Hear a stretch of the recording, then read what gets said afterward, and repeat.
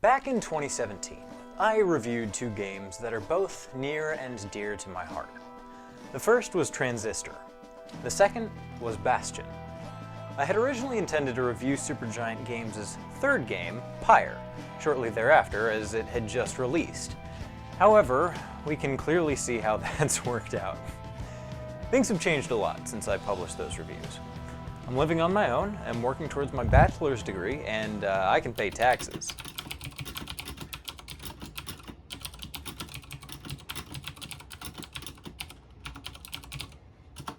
I'm an adult, apparently. But despite whatever adulting goes on, Supergiant Games managed to live up to their motto for me. We want to make games that spark your imagination like the games you played as a kid. Every single one of Supergiant's games is something special. Each one has made an impact on me in its own way, and each has its strengths and weaknesses. Pyre was no exception. From a lovable cast of characters to fantastic world building, art direction, and music production, it stood as a testament to what Supergiant had done to that point. However, this will not be a review of Pyre, at least not today. This is a review of Hades.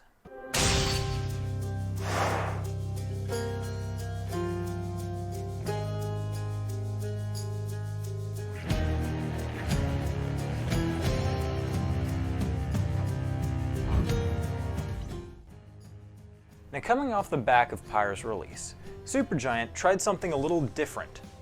As opposed to their previous mode of development and then release, they chose to run their new title, Hades, as an early access title on Epic Games' then brand new storefront and game service. As with previous releases, however, Supergiant aimed to make a different sort of game than they had previously, a roguelike. To clarify for those who may be unfamiliar, a roguelike is a video game format in which the player must beat the game in a single life. If they perish, they have to start from the beginning.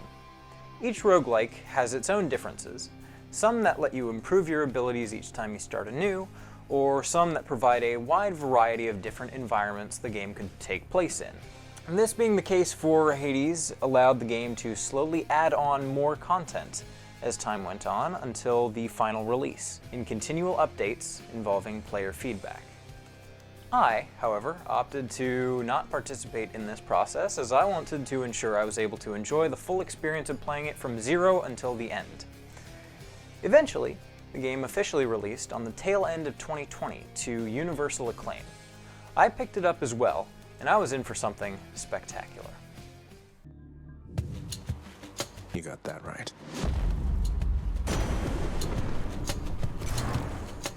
Hades' story sees you playing as Zagreus, the son of the eponymous Hades, Greek god and lord of the underworld. Zagreus has a single-minded goal: escape from the realm of the dead and live with his extended family on Olympus, to see the world outside that which he has known his whole life. As a departure from the original stories and worlds that Supergiant Games has produced in the past, Hades is set in the world of Greek legends, fitting for the Sisyphean task that lays before you. If you die, you end up right back in the house of Hades where you started. The denizens of the underworld seek to stop you along the way, and on that same path, you befriend and make enemies of a wide cast of lovable gods, creatures, and people pulled from Greek myth. But each death progresses you toward the end goal in some way, allowing you minor improvements not only to your abilities, but also to your own knowledge of the game. The story also progresses with each escape attempt and each death. And as Zagreus gets closer and closer to achieving his goal, the story expands, twists, and turns, befitting of any thread the fates would tie. And to boot, the story is fully voiced this time around. I sense that you've been marked by the elusive Artemis, correct, nephew? Each and every major and minor character is voiced with impeccable quality and is accompanied by a wonderful set of illustrated portraits. Every single one is a faithful interpretation of what characters and gods already exist, of course through a lens of Supergiant's impeccable comedic and dramatic writing. The tale of Zagreus is incredibly human. For something so centered around gods and legends, It is emotionally gripping, thrilling, and tied so closely to the gameplay itself that it is a masterwork of game design and writing locking together.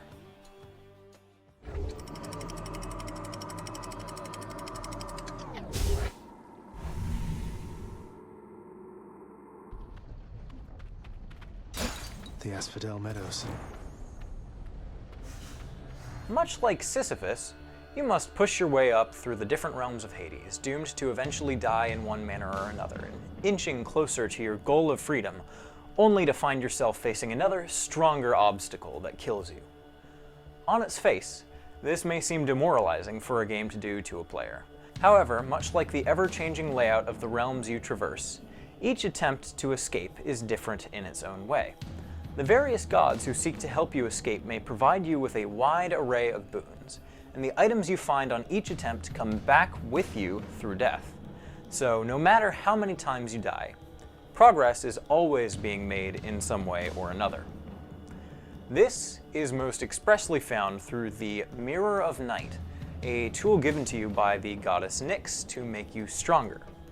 You find darkness to provide the mirror, and in turn are able to upgrade certain skills and talents before each run.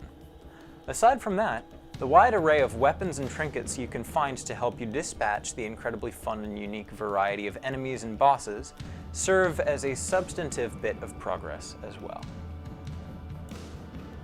Each weapon you can use is unique, with its own different playstyle and upgrades that can drastically affect how you approach each escape attempt. And when you finally make it out of Hades, all that struggle you went through makes it even sweeter and more impactful.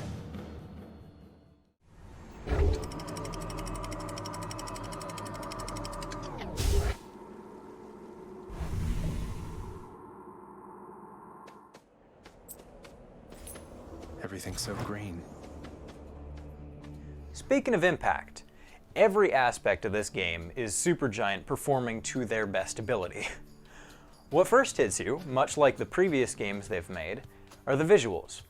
Incredibly distinct, colorful, and detailed, Zagreus' journeys through what would otherwise be seen as a bleak environment are made incredibly special through Supergiant's combination of two-dimensional art with 3D, cel-shaded character and enemy models. The character portraits are expressive, to match with the voice acting, and every time I looked deeper at something, I found new details I had never noticed previously. Then, as with any game by these artsy geniuses, comes the soundtrack. A variety of instrumental tracks accompany you throughout each room, with a few full songs thrown in there at certain points for good measure. Compared to the soundtracks of previous games, a lot of the music seems to have taken a bit of a back seat. It's not so much in the focus as their previous games, but absolutely still hits where it counts. The soundtrack rocks, as expected. I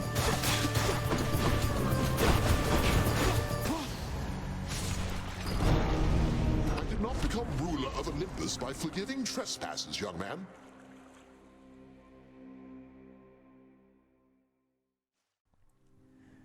No matter what happens, though, there will always be some slip-up that adds your blood to the river Styx. And, well, in that vein, Hades is not a game for everyone. It's a style of gameplay that is definitely something new players are likely to be discouraged by, though it does have accommodations for that, and yet it also can be seen as too forgiving for many of those who are more familiar with the roguelike genre. That being said, there are also accommodations for that too. However, as far as criticisms go, I would have to say that remains my largest one, and that was dealt with pretty effectively. Not once in any of my escape attempts did I find a bug. Nowhere did I find something that was too forgiving or too insurmountable that I had to stop for a few months and come back later like I have with other games.